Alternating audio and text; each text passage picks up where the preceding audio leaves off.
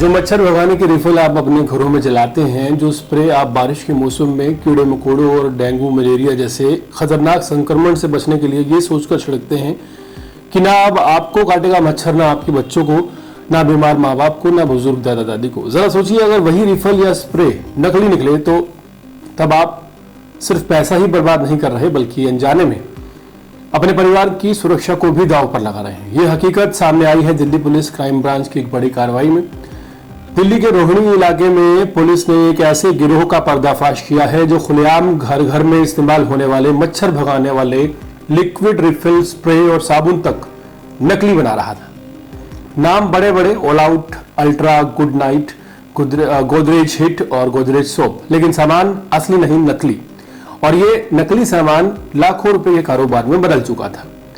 Crime branch northern range 1 की team ने को गुप्त सूचना मिली थी कि एक सेक्टर 16 रोहिणी में गोदाम से धंधा चल रहा है। टीम ने कंपनी के अधिकृत प्रतिनिधियों के साथ मिलकर जांच शुरू की और 27 अगस्त को छापा मारा। छापे के दौरान गोदाम में मालिक अंकित मित्तल को मौके से पकड़ा गया और वहां से बड़ी मात्रा में नकली सामान बरामद किया गया। जांच में यह बात सामने आई कि अंकित के साथ उसके 2 साथी और इस काम में शामिल हैं, हैप्पी गोयल और नरेश सिंह। तीनों जने मिलकर नकली मच्छर भगाने वाले प्रोडक्ट्स और साबुन तैयार करते और बाजार में सप्लाई कर देते। हैप्पी नकली ऑल आउट और गुड नाइट तैयार करने में माहिर था, जबकि नरेश नकली गोदरेज हिट बनाने का काम करता था। दिल्ली पुलिस जब अलग अलग ठिकानों पर पहुंची तो बरामदगी हुई और सबको चौंका के रख दिया इस बरामदगी ने। नकली सामान में गोदरेज सोप के 5220 पीस, नकली ऑल आउट अल्ट्रा के 3500 पीस, नकली गुड नाइट लिक्विड रिफिल के 2160 पीस और नकली गोदरेज हिट स्प्रे सैकड़ों डिब्बे, छोटे बड़े पैक।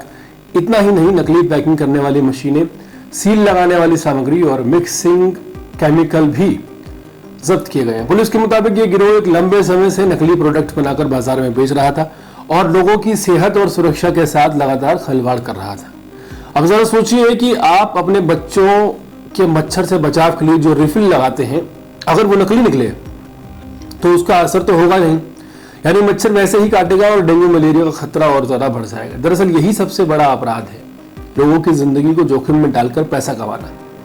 तीनों आरोपियों की पृष्ठभूमि बेहद दिलचस्प है। अंकित मित्तल, जिसकी उम्र 34 साल है, सिर्फ 8वीं तक पढ़ा है और 2 बच्चों का बाप है। नकली सामान का कारोबार ही उसका पेशा बन गया।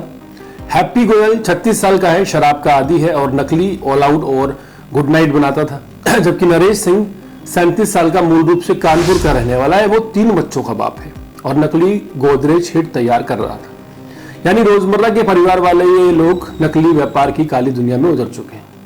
दिल्ली पुलिस ने इस मामले में एफआईआर दर्ज की है, जिसमें भारतीय न्याय संहिता की कई धाराएं लगाई गई हैं और कॉपीराइट एक्ट की धारा 63 भी लगाई गई है। क्राइम ब्रांच के डीसीपी हर्ष इंदौरा का कहना है कि पुलिस नकली व्यापार पर लगातार नकेल कस रही है और ये कार्रवाई इसी मुहिम का हिस्सा है। उनका कहना है कि ऐसे अपराध न सिर्फ कंपनियों को नुकसान पहुंचाते हैं, बल्कि सबसे ज्यादा नुकसान आम उपभोक्ता को होता है, जिसकी सेहत और सुरक्षा सीधे खतरे में पड़ जाती है। इस पूरे मामले ने एक बार फिर लोगों के सामने एक बड़ा सवाल खड़ा कर दिया है, क्या हम जो सामान दुकान से खरीद रहे हैं वो वाकई असली है, खासकर वो प्रोडक्ट्स जिन्हें हम अपने परिवार की सुरक्षा से जोड़ते हैं। शायद अब वक्त आ चुका है कि खरीदारी करते वक्त थोड़ा और सतर्क हो जाएं, क्योंकि एक नकली रिफिल आपके घर की सुरक्षा को खोखला कर सकता है।